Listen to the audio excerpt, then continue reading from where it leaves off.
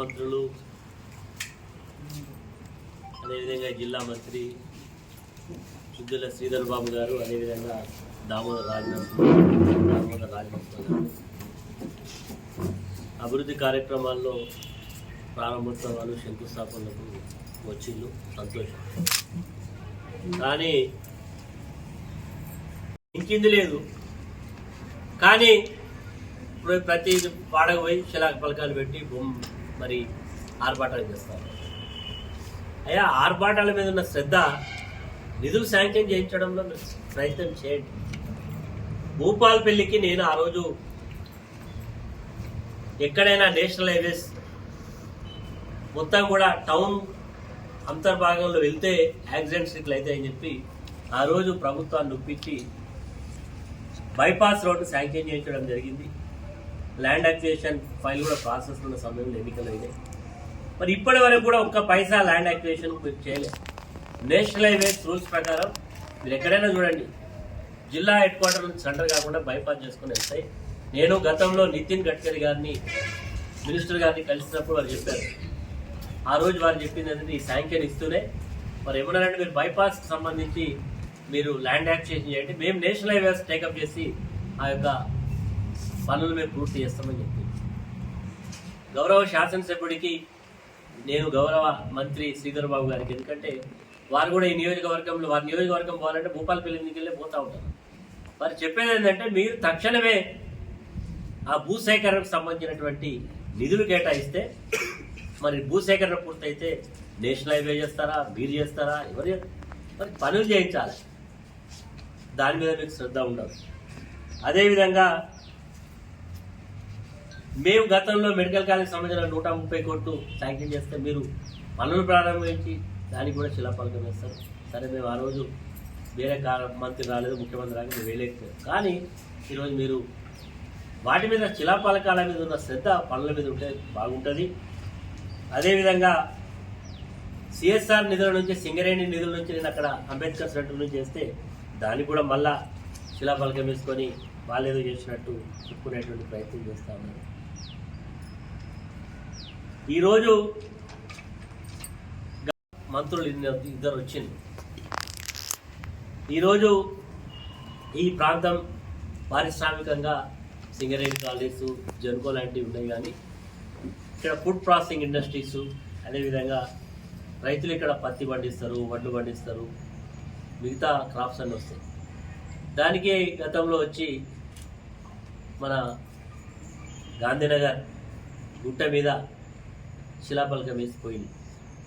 ఆ రోజు నేను వేస్తానన్నప్పుడేమో ఇక్కడ ఎట్లేస్తారు, ఇది గృహవసరాలకు ఉండాలి, ఈ ప్రాంతం అభివృద్ధికే ఉండాలి అని చెప్పి ఇప్పుడు శాసనసభ్యులు ఉన్నాయనే ఆ రోజు ప్రతిపక్షంలో ఉండి ఆబ్జెక్షన్ శిలాఫలకం మాత్రం వేసింది. ఒక పరిశ్రమ పెట్టాలంటే దానికి కావాల్సినటువంటి మౌలిక సదుపాయాలు మీరు అభివృద్ధి చేయడంలో మీకు చిత్తశుద్ధి ఉందా? నేను సూటిగా శ్రీధర్ బాబు గారిని ప్రశ్నిస్తాను. నిజంగా మీకు చిత్తశుద్ధి ఉంటే దానికి కావాల్సినటువంటి రోడ్డు, కావాల్సినటువంటి ఎలక్ట్రిసిటీ, దానికి కావాల్సినటువంటి సివరేజ్ ప్లాంట్స్, దానికి కావాల్సినటువంటి మౌలిక సదుపాయాల అభివృద్ధికి నిధులు కేటాయించాలి. నిజంగా మీకు చిత్తశుద్ధి ఉంటే దానికి కావాల్సినటువంటి నిధులను కేటాయించాలని ఈ సందర్భంగా వారిని డిమాండ్ చేస్తూ ఉన్నాం. అదేవిధంగా భూపాలపల్లి ప్రాంతంలో ఇప్పటికే ఎడ్యుకేషన్ పరంగా మరి మెడికల్ కాలేజీ, డిగ్రీ కాలేజీ ఇవన్నీ తీసుకురావడం జరిగింది. రెసిడెన్షియల్ స్కూల్స్ ఇవన్నీ. నిజంగా చిత్తశుద్ధి ఉంటే ఈ ప్రభుత్వానికి తక్షణమే ఒక engineering college with mining subject తీసుకురావాల్సిన అవసరం ఉంది. ఎందుకంటే టైం షార్ట్, 4 years అనేది పెద్ద సమయం ఏం కాదు. మీరు ప్రపోజల్స్ ఇచ్చి శాంక్షన్ ఇస్తే టైము లేదు. కాబట్టి తక్షణమే ఇక్కడ ఒక ఇంజనీరింగ్ కాలేజీని కూడా ఏర్పాటు చేయాలని చెప్పి ప్రజల పక్షాన డిమాండ్ చేస్తూ ఉన్నాం. మరి వీటన్నింటినీ కూడా తక్షణమే ఆన్ టాప్ ప్రయారిటీలో తీసుకురావాల్సిన అవసరం ఉంది. మరి అదేవిధంగా నిన్న మంత్రులు వచ్చింది, మేము కూడా ఆశపడ్డాం. మొన్న దాదాపు 1 సంవత్సర కాలం నుంచి నలుగుతున్న సమస్య, మేము గతంలో శాంక్షన్ చేసి ఇల్లు కట్టించి లబ్ధిదారులను ఎంపిక చేసి లబ్ధిదారులకు సర్టిఫికెట్ ఇచ్చి గృహప్రవేశాలు చేయించి అన్నీ కూడా చేయించినాం. ఆ రోజు టెక్నికల్, ఆ రోజు కొద్దిమందికి సర్టిఫికెట్స్ ఇచ్చినాం, కొద్దిమందికి ఇవ్వాల్సి ఉండగా ఎన్నికల కోడ్ రావడం వల్ల జాప్యం జరిగింది. సంవత్సర కాలం అయితే ఉన్నది. గతంలో శాంక్షన్ అయిన వాటికి ఎమ్మెల్యే గారు ఏజ్ పెట్టకుండా సపరేట్గా ఇస్తే అయిపోయింది. దాన్ని ఆఫ్ చేయించి 1 సంవత్సర కాలం నుంచి లబ్ధిదారులు ఆయన ఇంటి చుట్టూ పడిగా తిరగరాని చెప్పులు అరుగుతూ ఉన్నాయి.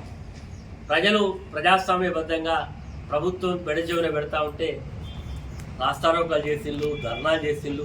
దాదాపు 23 రోజుల నుంచి అక్కడ టెంట్ వేసుకొని కార్యక్రమాలను కూడా చెప్తా ఉన్నారు. కానీ ఇప్పటి వరకు నేను నిన్న మంత్రి గారి ప్రసంగంలో వారు మాట్లాడినప్పుడు ప్రజలకు ఒక భరోసా ఇస్తారనుకున్నాం.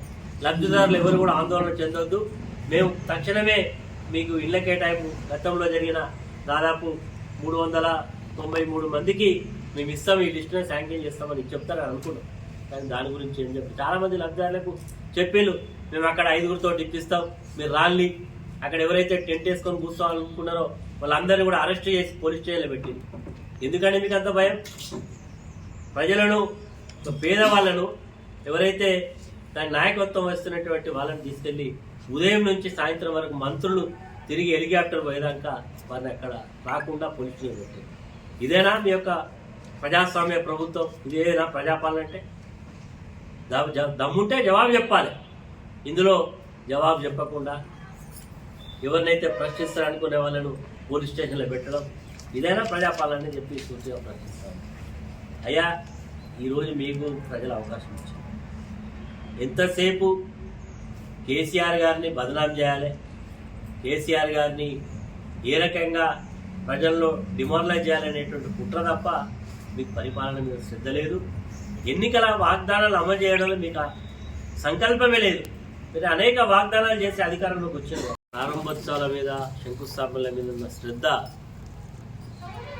పనుల మీద లేదనేది చాలా స్పష్టంగా కనబడుతుంది. భూపాలపల్లి లాంటి జిల్లాలో ఒక మారుమూల ప్రాంతంలో ఆనాటి ముఖ్యమంత్రి కల్వకుంట్ల చంద్రశేఖరరావు గారి సహకారంతో భూపాలపల్లి ప్రజలకు భవిష్యత్ తరాల్లో ఎలాంటి అసౌకర్యం, ఇబ్బంది ఉండకూడదనే ఒక సంకల్పంతో ఈ ప్రాంతంలో విద్యార్థులకు వైద్య విద్యను అందించాలనే మంచి సంకల్పంతో ఒక మెడికల్ కాలేజీని ఇచ్చి ఆ మెడికల్ కాలేజీని ప్రారంభించి కావాల్సినటువంటి బిల్డింగ్స్, ఇన్ఫ్రాస్ట్రక్చర్ను ఏర్పాటు చేయడానికి నిధులు కేటాయించి పనులు ప్రారంభించి అన్నీ కూడా చేయడం జరిగింది. నేను ఎమ్మెల్యే ఉన్నప్పుడే మొదటి సంవత్సరం క్లాసెస్ కూడా ప్రారంభం కావడం జరిగింది. ఈరోజు సెకండ్ ఇయర్. ఈ ప్రభుత్వం ఏర్పడి కూడా 1 సంవత్సర కాలమే. నిన్న ఐఎస్ బిల్డింగ్ కూడా ప్రారంభించింది, సంతోషం. కానీ భూపాలపల్లి ప్రాంతంలో ఉండేటువంటి ఆసుపత్రుల్లో ఒక మినిస్టర్ ఒక ప్రాంతానికి వచ్చేటప్పుడు శాఖాపరమైనటువంటి రివ్యూ చేసుకుంటాం. భూపాలపల్లి పోతున్నా అక్కడ మెడికల్ కాలేజీలో స్టాఫ్ ఎట్లున్నారు, అక్కడ ఏమేమి అసౌకర్యాలు ఉన్నాయి, ఇంకా ఏమేమి గ్యాప్స్ ఉన్నాయి, వాటినన్నింటినీ కూడా ఎంత తొందరగా మనం ఇస్తే బాగుంటుందని ఒక ఆలోచన వచ్చి ఇక్కడికి అనౌన్స్ చేయాలి. నేను వచ్చినా ఈ సందర్భంలో ఇవి లోపాలు ఉన్నాయి, ఇవి తక్కువ ఉన్నాయి, వీటిని మేము ఇస్తున్నాం, శాంక్షన్ ఇస్తున్నాం, జీవో కాపీ, ఆర్డర్ కాపీ తీసుకొని రావాలి. కానీ వట్టి చేతులతో వచ్చి గట్టి మాటలు మాట్లాడిపోయి దామోదర్ రాజనరసింహ గారికి నేను ఈరోజు సూచనగా ఈ సందర్భంగా ప్రశ్నిస్తాను.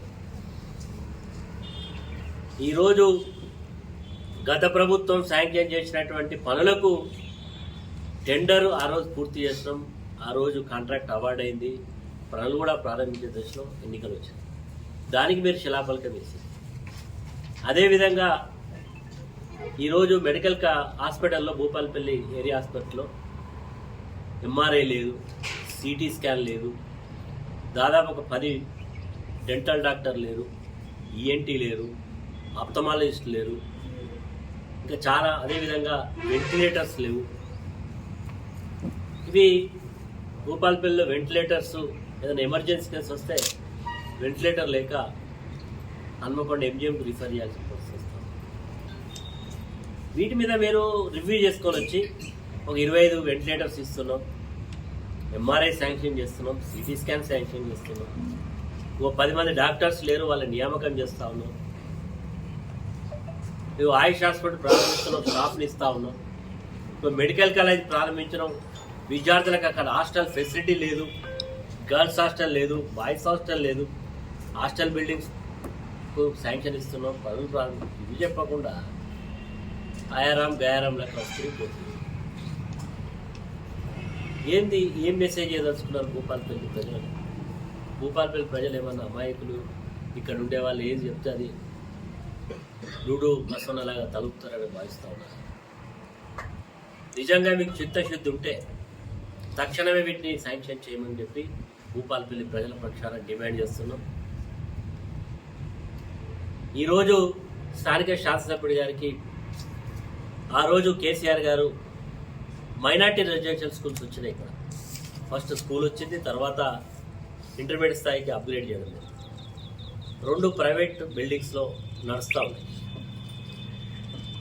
ఆ బిల్డింగ్ ఓనర్స్ మా పార్టీకి సంబంధించినటువంటి నాయకులు. వాళ్ళు ఇమీడియట్గా ఖాళీ చేయాలి బిల్డింగ్స్. అరే వసతులు సరిగ్గా లేక ఇప్పటికే ఇబ్బంది పడతా ఉన్నారు.